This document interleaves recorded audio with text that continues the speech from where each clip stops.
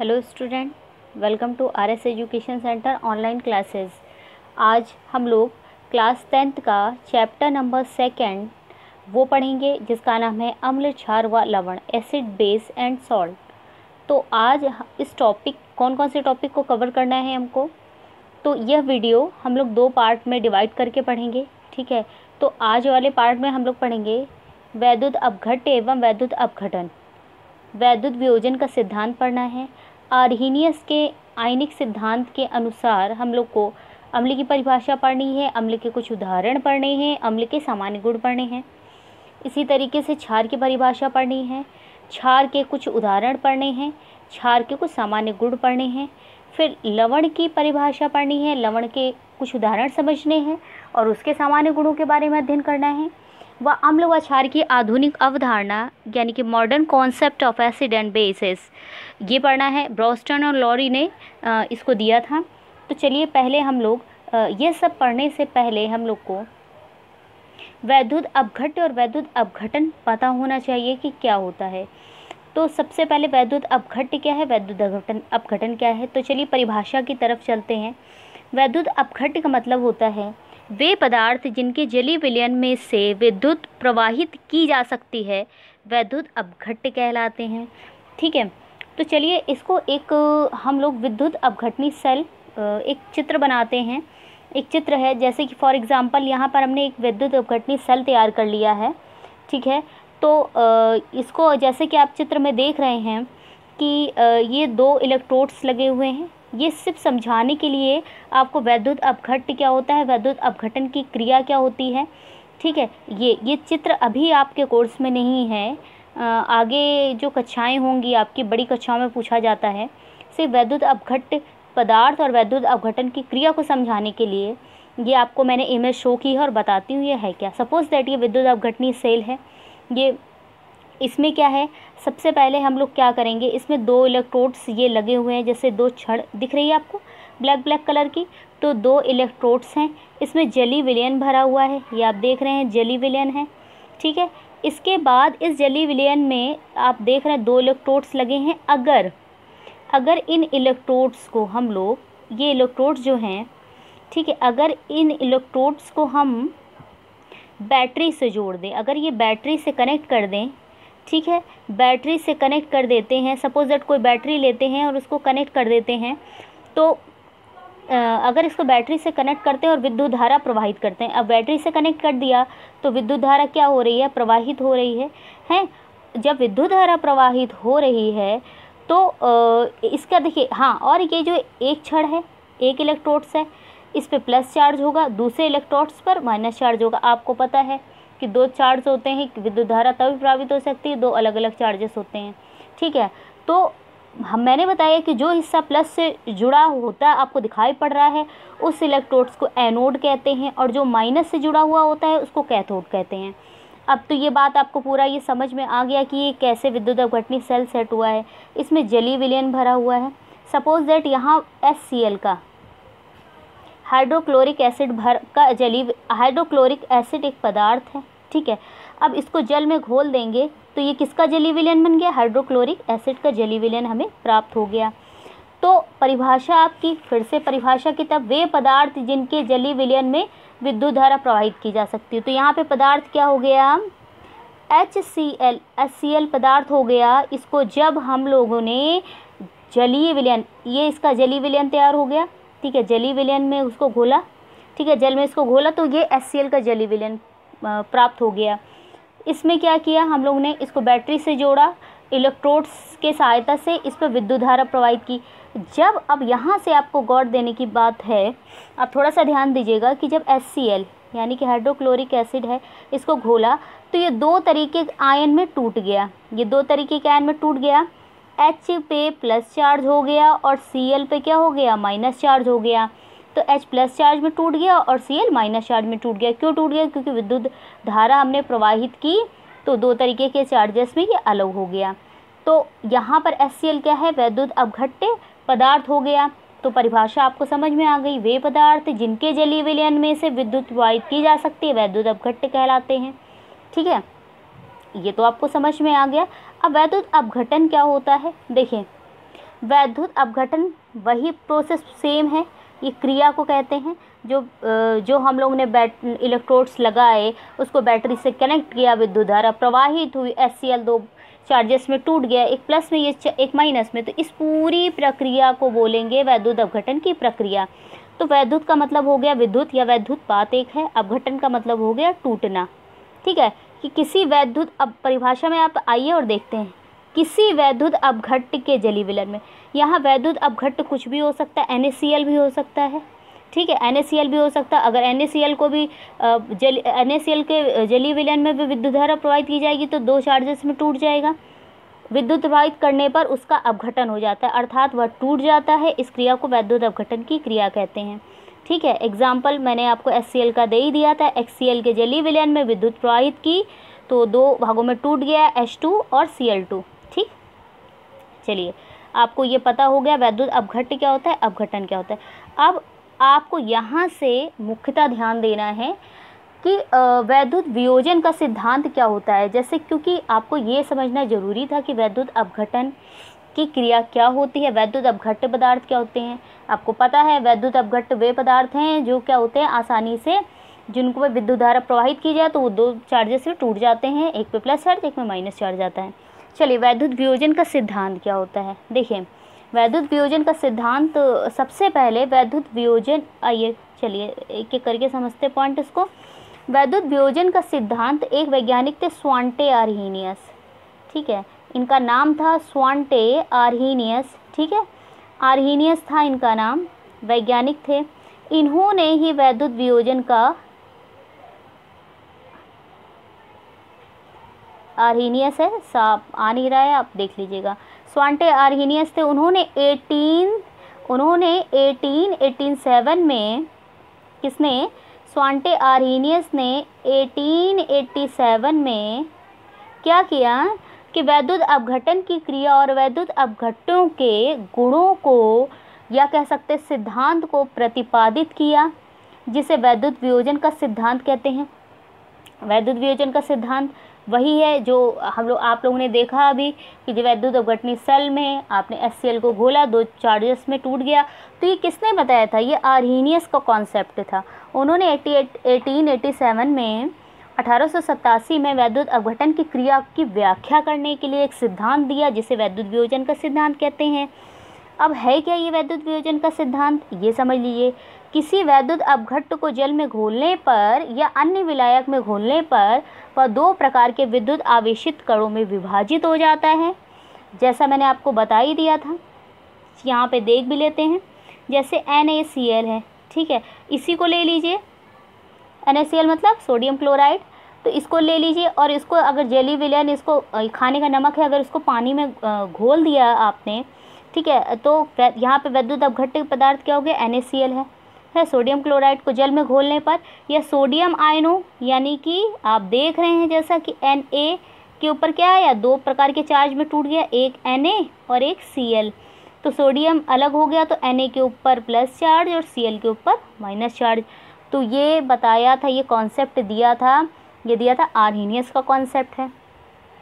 एक और इसके बारे में विषय में याद रखने वाली चीज़ है, विद्युतीय आवेश युक्त परमाणु या परमाणुओं के समूह को आयन कहते हैं। हाँ, और एक बार याद यहाँ पे क्या रखना है कि वैद्युत वियोजन के सिद्धांत को आयनन का सिद्धांत भी कहते हैं, क्योंकि आयन्स होते, आयन्स क्या हैं, यही जो चार्ज हैं, एक प्लस और एक धन आयन और एक ऋण आयन। धन आयन यानी कि प्लस चार्ज, ऋण आयन यानी कि माइनस चार्ज। ठीक है, इसको आयनन का सिद्धांत भी कहते हैं। ठीक है, चलिए अब क्या है कि विद्युत आवेश युक्त परमाणु या परमाणुओं के समूह को आयन कहते हैं, धनावेशित परमाणु या परमाणुओं के समूह को धन आयन और ऋण आवेशित परमाणुओं के समूह को ऋण आयन कहते हैं। चलिए वैद्युत वियोजन का सिद्धांत आपको समझ में आएगा, किसने दिया है, स्वांटे आर्हीनियस ने। तो बस यहाँ से क्वेश्चन एक उठ जाता है कि वैद्युत वियोजन का सिद्धांत किसने दिया था, वैज्ञानिक आपको याद रखना है, स्वांटे आर्हीनियस। चलिए नेक्स्ट चलिए, अब यहाँ से हम लोग पढ़ते हैं स्वांटे आर्हीनियस के अनुसार जो अम्ल की परिभाषा दी स्वांटे आर्हीनियस ने। तो आइए अम्ल क्या होता है ये समझते हैं। देखिए सबसे पहले तो हमको उस शब्द से स्टार्ट करना है कि अम्ल का क्या मतलब है और कहाँ से, क्यों इसको अम्ल बोला गया। ठीक है, तो देखिए अम्ल एसिड से मिलके बना है, एसिड आप देख रहे हैं 2 शब्द से मिलकर के बना है, ठीक है। तो ऐसी का मतलब हो गया खट्टे और डस का मतलब हो गया पदार्थ। एक सिंपल सी इसके शब्दों का अर्थ बता रही हूँ मैं। ऐसी का मतलब हो गया खट्टे और डस का मतलब हो गया पदार्थ। ऐसे पदार्थ जिसमें क्या होता है, खट्टापन पाया जाता है, ठीक है। ये तो आप उसकी फिज़िकल प्रॉपर्टीज़ हैं, ठीक है, जिसको देख करके या चख के आप पता कर सकते हैं। लेकिन जो भी हर तरीके के अम्ल को आप नहीं चख के पता कर सकते। तो चलिए परिभाषा में चलते हैं। अम्ल एक ऐसा यौगिक है जो जल में घुल करके, यहाँ पे बच्चों आप बहुत ध्यान से देखना है, अम्ल एक ऐसा यौगिक है जो जल में घुल करके H+ आयन देता है। H+ आयन का मतलब है हाइड्रोजन के धन आयन। चलिए चित्र में देखते हैं। पहले आप एक और परिभाषा समझिए, ठीक है, फिर आपको मैं सब बताती हूँ। देखिए अम्ल की परिभाषा, अम्ल वे पदार्थ हैं जो जलीय विलयन में हाइड्रोजन के धन आयन, अब अगर हाइड्रोजन के ऊपर प्लस चार्ज है तो यानी कि ये धन आयन है। हाइड्रोजन के क्या देंगे, धन आयन देंगे, वो क्या कहलाएंगे, अम्ल कहलाएंगे, ठीक है। देखिए एक एग्जाम्पल में भी आपको है, जैसे HCl है, हाइड्रोक्लोरिक अम्ल है, ठीक है।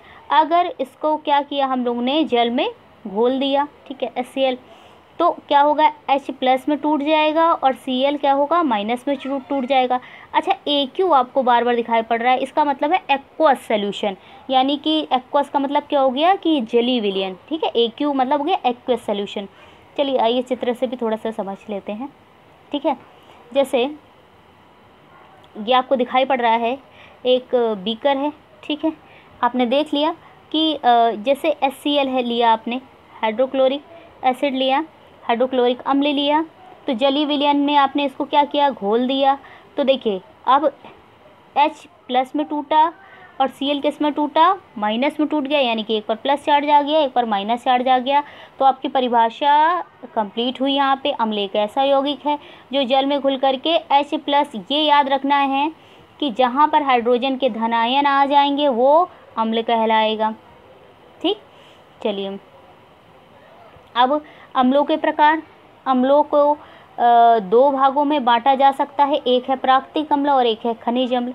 प्राकृतिक अम्ल का मतलब ये हो गया कि जो प्रकृति के द्वारा प्राप्त होता है या घर पे आप यूज़ करते हो अम्ल, वो हो गया प्राकृतिक अम्ल। जैसे कि नींबू है, नींबू में साइट्रिक अम्ल पाया गया, दही में लैक्टिक अम्ल पाया गया, टमाटर यूज़ करते हो ऑक्सैलिक अम्ल पाया गया, सेब है मैलिक अम्ल पाया गया, ठीक है। ये सब तो सारी चीज़ें हैं कि जो प्राकृतिक अम्ल कहलाई, ठीक है। और जो प्रयोगशाला में बनाया गया, ठीक है, वो तो खनिज मिनरल्स कहलाएंगे, जो प्रयोगशाला में आप प्रयोग के लिए यूज़ करते हो, ठीक है। तो चलिए आइए, ये तो अम्ल पता चल गया आपको। चलिए अब इसके अम्लों के कुछ सामान्य गुणों के बारे में जानकारी प्राप्त कर लेते हैं कि अम्ल के सामान्य गुण क्या होते हैं। देखिए अम्ल की 2 कैटेगरी है, एक है प्रबल और एक है दुर्बल, ठीक। तो जो स्ट्रॉन्ग एसिड होते हैं जैसे तेजाब है, टॉयलेट क्लीनर है इत्यादि, ये क्या कहलाएंगे, ये प्रबल अम्ल कहलाएंगे, ठीक है। और दुर्बल अम्ल में दुर्बल अम्ल क्या करते हैं, आपको नुकसान नहीं पहुंचाते। जो आप घर में यूज़ करते हैं चीज़ें वो सारी क्या होती है, बहुत स्ट्रॉन्ग नहीं होते हैं। जो खाने के लिए आप, जैसे नींबू है, ऑक्सैलिक अम्ल है, ये प्राकृतिक होते हैं, ये दुर्बल भी होते हैं। प्रबल और दुर्बल की कैटेगरी वाइज हम नेक्स्ट वीडियो में पढ़ेंगे कि कैसे आप पहचानोगे कि वो प्रबल अम्ल है, कैसे दुर्बल अम्ल है, ठीक है। पहले हम लोग अम्लों के सामान्य गुण के विषय में चर्चा करते हैं। तो अम्ल के जो सामान्य गुण हैं, पहले है प्रबल अम्ल प्रबल संक्षारक पदार्थ हैं, अपने प्रभाव से लकड़ी, कपड़ा, कागज़ तथा आदि को गला देते हैं। देखिए जो स्ट्रॉन्ग एसिड होते हैं वो क्या करते हैं, संक्षारक मतलब कि बहुत ज़्यादा हानिकारक होते हैं, नष्ट करने वाले होते हैं, जो चीज़ों को नष्ट कर देते हैं। अगर ये अपने प्रभाव से, जैसे कि कोई तेज़ाब है, अगर कोई स्किन पे पड़ जाए या टॉयलेट क्लीनर है आपके स्किन पे पड़ जाए तो क्या करेगा, लकड़ी को, कपड़े को आदि को डैमेज कर देगा। पहचान कैसे करेंगे, इसका स्वाद क्या होता है, खट्टा। लेकिन बच्चों आपको ये संक्षारक प्रकृति के होते हैं, इनका नेचर संक्षारक होता है, ये नुकसान कर सकते हैं, इसलिए इनको कभी चख के नहीं देखना चाहिए। ये जल में क्या होते हैं, विलय होते हैं, ये भी इसका क्वालिटी होता है। जब जल में घोला जाता है तो ऊष्मा उत्पन्न होती है, ठीक है, तथा विलयन का ताप क्या होता है, बढ़ जाता है। अगर किसी कोई सोल्यूशन है, ठीक है, अगर कोई एसिड है और उसको अच्छे से जल में घोला जाए तो उसमें क्या होती है कि टेम्परेचर बढ़ जाता है, ठीक है। जैसे सल्फ्यूरिक एसिड है, H2SO4 है, ठीक है।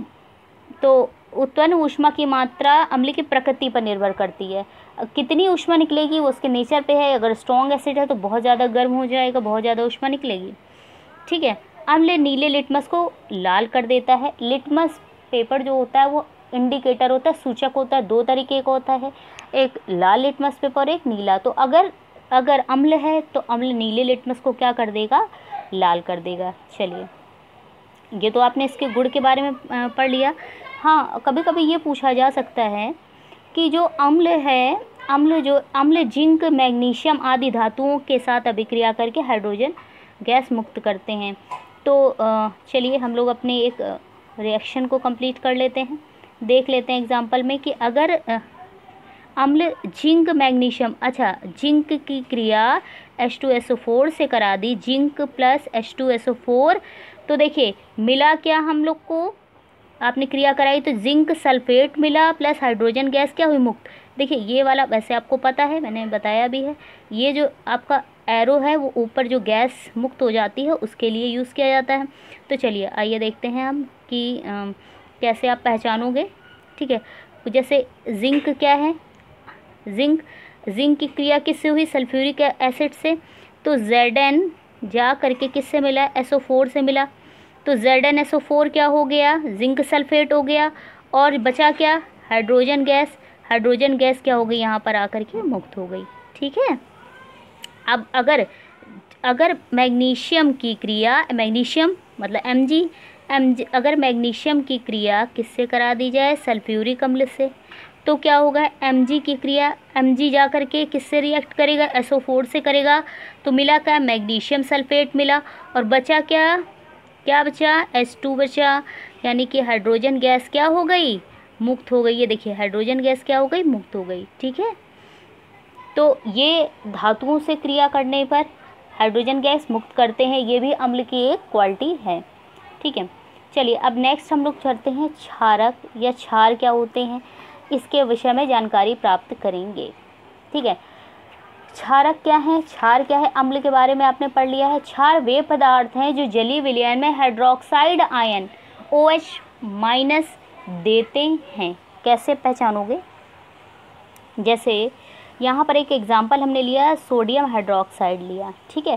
सोडियम हाइड्रोक्साइड को जलीय विलयन में घोल दिया तो Na+ में टूट गया और OH क्या हो गया, माइनस में आ गया, ठीक है, माइनस में आ गया। तो कहने का मतलब क्या है कि वह पदार्थ जिसमें हाइड्रोक्साइड समूह उपस्थित हो तथा जल में घोले जाने पर हाइड्रोक्साइड आयन OH- उत्पन्न हो, क्षारक कहलाते हैं। कुछ एग्जाम्पल भी यहाँ पे जैसे दिए हुए हैं, जैसे सोडियम हाइड्रोक्साइड है, पोटेशियम हाइड्रोक्साइड है, ठीक है। ये सारे क्या है, हाइड्रोक्साइड हैं। चलिए अभी एक एग्जाम्पल और परिभाषा की तरफ भी चलते हैं। मैंने आपको पहले ही बता दिया, क्षार वे पदार्थ जो जलीय विलयन में हाइड्रोक्साइड आयन, जहाँ पर आपको OH- देखिए ये हाइड्रोक्साइड आयन है, ठीक है। तो जैसे कि NaOH है, सोडियम हाइड्रोक्साइड है, इसका जलीय विलयन है, ये एक्वस सॉल्यूशन है। जब इसको जल में घोला गया तो Na के ऊपर क्या चार्ज आया, प्लस चार्ज आया, और OH- में टूट गया, OH- में अलग हो गया, ठीक है। तो जहाँ पर ये दिखे OH- यानी कि वो हाइड्रोक्साइड आयन हैं। तो परिभाषा क्या हुई, क्षार वे पदार्थ हैं जो जलीय विलयन में हाइड्रोक्साइड आयन देते हैं। चलिए आइए क्षार के सामान्य गुणों के विषय में चर्चा करते हैं। तो जो क्षार हैं, क्षार होते क्या हैं ये भी समझ लीजिए। देखिए क्षार, जो प्रबल क्षार भी प्रबल अम्लों की भांति संक्षारक होते हैं। वह भी लकड़ी, कागज, कपड़ा आदि को नष्ट करने की प्रवृत्ति रखते हैं। तो जो क्षार हैं, क्षार होते क्या हैं ये भी समझ लीजिए। देखिए क्षार, जो प्रबल क्षार भी प्रबल अम्लों की भांति संक्षारक होते हैं। वह भी लकड़ी, कागज, कपड़ा आदि को नष्ट करने की प्रवृत्ति रखते हैं, लेकिन संक्षारक प्रवृत्ति प्रबल अम्लों की तुलना में कम होती है। देखिए क्या होता है, जो क्षार होते हैं वो भी क्या होते हैं कि संक्षारक प्रवृत्ति के होते हैं, नष्ट करने की क्षमता रखते हैं चीज़ों को, लकड़ी को, कागज़ को, कपड़े को, लेकिन अम्ल से क्या होते हैं, कम नुकसानदायक होते हैं। इनका स्वाद तीखा होता है, जलन उत्पन्न करने वाला होता है, या कह सकते हैं कसैला होता है। ये जल में भी विलय होते हैं, क्षार लाल लिटमस को क्या कर देते हैं, नीला करते हैं तथा फेनेफ्थलीन के साथ गुलाबी रंग देते हैं। ठीक है, फेनेफ्थलीन इंडिकेटर है, फेनेफ्थलीन है, मेथिल ऑरेंज है, लिटमस पेपर है, ये सब इंडिकेटर हैं जो यह बताते हैं कि जो सोल्यूशन आपके पास है वो अम्ल है कि क्षार है। क्षार साबुन जैसे चिकने होते हैं। अगर आपको अपने घर पे भी देखना है तो आप देख सकते हैं, जैसे सर्फ वगैरह है, जो सोप आप यूज़ करते हैं, वो छूओगे तो क्या होंगे, चिकने होंगे। ये क्षार हैं सारे। चलिए अब हम लोग चलते हैं नेक्स्ट चलते हैं लवण की तरफ। लवण क्या होते हैं, ठीक है। लवण और लवण को बहुत आसानी से आप पहचान सकते हो, याद कर सकते हो। लवण के देखिए लवण क्या है, जैसे आप एक घर से ही स्टार्ट करते हैं आपके एग्जाम्पल। जैसे आप क्या खाते हो, नमक है, नमक, तो नमक को क्या बोलते हैं, NaCl यानी कि सोडियम क्लोराइड है। ठीक है, तो जैसे यहाँ उसी का एग्जांपल लिख लेते हैं। NaCl लिया और इसको फिर जलीय विलयन में घोला। नमक को अगर पानी में घोल दिया तो Na के सोडियम के ऊपर क्या होगा, Na के ऊपर प्लस चार्ज और Cl के ऊपर क्या होगा, माइनस चार्ज आ जाएगा। ठीक है, ये तो दो आयन में टूट गए, Na के ऊपर प्लस चार्ज आ गया, Cl के ऊपर माइनस चार्ज आ गया। चलिए परिभाषा की तरफ करते हैं। चलते, किसी अम्ल तथा क्षारक की उदासीनीकरण अभिक्रिया से प्राप्त आयनिक ठोस को लवण कहते हैं, जैसे NaCl। ठीक है, अब देखिए यहाँ पर याद रखना है कि जब अम्ल और क्षार आपस में क्रिया करेंगे तो लवण और जल का निर्माण होगा। तो पहले हम बात क्योंकि लवण की कर रहे हैं तो लवण की एक परिभाषा देख लेते हैं, और ये भी पढ़ेंगे कि उदासीनीकरण की क्रिया क्या होती है। किसी परिभाषा में आते हैं, किसी अम्ल और क्षारक की उदासीनीकरण अभिक्रिया से प्राप्त। उदासीनी अभिकरण की क्रिया भी समझते हैं, पहले ये समझते हैं। जैसे कि NH3 है, ठीक है, ये क्षारक है। ठीक है, अब NH3 है, ये क्षारक है और इसकी क्रिया करा दी गई HCl थे, हाइड्रोक्लोरिक एसिड से करा दी गई। ठीक है, तो क्या होगा ये देखिए, NH3 ये इससे जा कर के S से जुड़ेगा तो NH4 बनाएगा और Cl जुड़ जाएगा इससे। ठीक है, तो ये पूरा NH3 और HCl जब आपस में क्रिया करेंगे तो अमोनियम क्लोराइड का निर्माण करेंगे, और अमोनियम क्लोराइड क्या है, लवण है। चलिए अब हमने बात की थी कि जो अम्ल और क्षारक जो प्राप्त होते हैं उदासीनीकरण की क्रिया से प्राप्त होते हैं। तो आइए उदासीनीकरण की क्रिया समझ लेते हैं कि क्या होती है। अच्छा, एक चित्र आप देख रहे हैं, इसमें एसिड प्लस बेस का जो मिल गया तो निर्माण हुआ सॉल्ट एंड वाटर का। चलिए ये भी समझते हैं क्या है कि सॉल्ट और वाटर कैसे हो गए। जैसे HCl है तो HCl क्या है, HCl HCl, तो H के ऊपर क्या प्लस चार्ज आया, तो यानी कि ये क्या हुआ, अम्ल है। ठीक, इसके बाद चलते हैं, फिर क्या हुआ, HCl यानी कि अम्ल किससे रिएक्ट करता है, NaOH से। तो NaOH क्या है ये भी देख लेते हैं, पहले पहचानते चलते हैं NaOH। ठीक है, तो N के ऊपर प्लस चार्ज और OH के ऊपर माइनस चार्ज, तो ये क्या हो गया, ये क्षार हो गया, हाइड्रोक्साइड आयन है, क्षार हो गया। ठीक, ये भी हमने समझ लिया। तो HCl प्लस NaOH जब मिला तो किसका निर्माण हुआ, NaCl का, यानी कि नमक का निर्माण हुआ। तो NaCl और क्या किसका निर्माण हुआ साथ में, पानी का। तो जो अम्ल और क्षारक की क्रिया से लवण और जल का निर्माण होता है, इस क्रिया को क्या बोलते हैं, उदासीनीकरण की क्रिया बोलते हैं। अम्ल और क्षारकों की विशेषता समाप्त करने वाले उनके रासायनिक मिलन की क्रिया को क्या बोलते हैं, उदासीनीकरण की क्रिया बोलते हैं। या ये कह सकते हैं कि भाई याद करना है तो हम सिंपल सा एक यूज़ कर सकते हैं कि अम्ल और क्षार जब आपस में रिएक्ट करते हैं तो लवण और जल का निर्माण करते हैं। चलिए आइए, उदासीनीकरण की क्रिया मैंने आपको बता भी दिया है और ये आप एक एग्जाम्पल से आप समझ भी सकते हो। ठीक है, चलिए एग्जाम्पल मैंने आपको समझा भी दिया है।